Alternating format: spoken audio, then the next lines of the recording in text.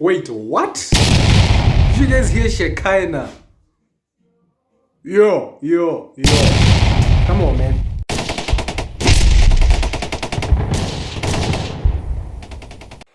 Music etiquette here, and I know I say anticipated a lot, but Shekinah's latest offering has been anticipated since the dawn of mankind. Okay, that's an exaggeration, but it's been anticipated and it's finally out. First track on this thing is called Tides, and it's the intro before the intro. It's a sweet introduction. There's keys and how you would find a pop intro, and it was kind of overshadowed by Fixate, which I will get into just now. The next track is called Not Safe, and this is the actual introduction. It's as short as an intro, obviously, and it addresses breakups and all those insecurities you find in a relationship. It feels like something that she would perform in like a private show setup, that intimate crowd vibe type thing. The next track is called Miserable, and it's exactly what it is. She's just explaining her misery to the world. It gave me Sondela Musaki featuring Trezor type vibes with the reoccurring beat, and it's diving deeper into the initial topic of Trouble in Paradise. If there's trouble in paradise, there's obviously going to be misery, and like I said, it's exactly what the title is. And there's this beautiful saxophone lingering, reminiscent of Masejo. And the track of tracks is called Fixate, featuring Beatty, which was initially released also earlier this year.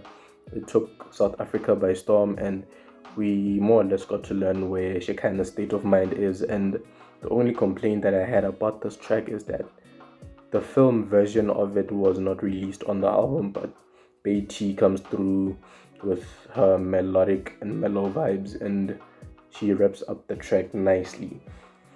The next track is called Questions, and I loved the melody, I loved the flow of the song, I loved the beat selection, and it's question riddled. It asks all the typical questions that one might want to ask in a relationship that is doomed or is going there.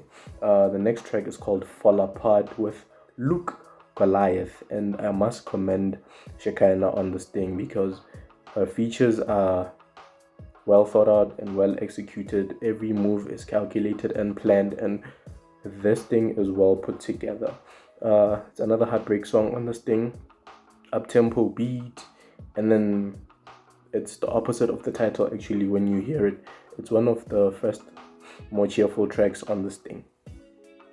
Pickup featuring Una Rams is one of my favorite cuts on this thing because the chemistry is unmatched, and when I was listening to the track before I even looked at the title and the feature, I was like, hey, this is something Una Rams would fit nicely into, and it immediately gives you the Onida type vibes. And he came through. There was a duet where they performed it towards the end. It was really beautiful. I loved the beat switch also towards the last, I think, 27 to 30 seconds of the track. And yeah, man, it's one of the most memorable features on this thing, and go check it out. Insecure, again, straight to the point, speaks about insecurities.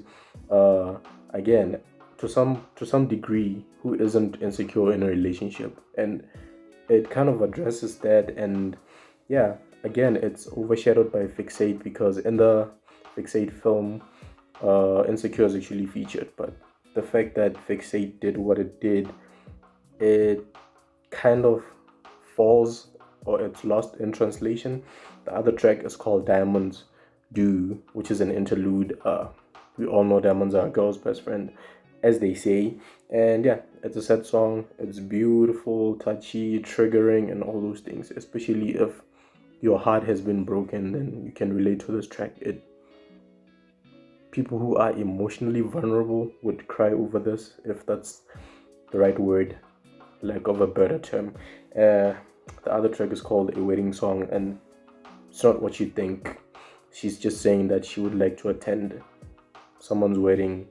And yeah, the beat also switches into a more up-tempo beat. It's also a beautiful track. Yeah, speaks of a wedding. It's a wedding song. I love it here, which is probably one of the most common phrases in 2020, 2021, and it's one of those reminiscent songs, like speaks of part of a childhood, being a teen and being all goofy, and speaks of all the things that we used to do as teens. Funny enough, we're still repeating them now, and it's beautiful. It sounds like something Chainsmokers would do with Halsey, and it was a more refreshing cut. It kind of leaned towards EDM, and yeah, I love the chorus. The chorus was amazing.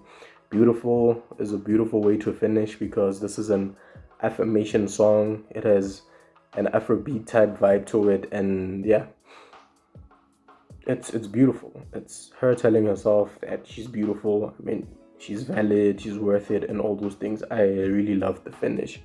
One of the standout things for me with this album was that it was pretty short and to the point, and it's not boring. She didn't over experiment or under experiment, and it's a really, really good listen, and it's a nice follow up to Rose Gold. So if you have time, go check it out. Feeling I be shining so hard, it be blinded. Man, I put my work up in this bitch, I be grinding.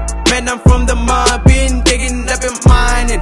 Look at my neck, all that shit should be diamonds. Look at my teeth, when I slightly should be diamonds. Look at my bitch, green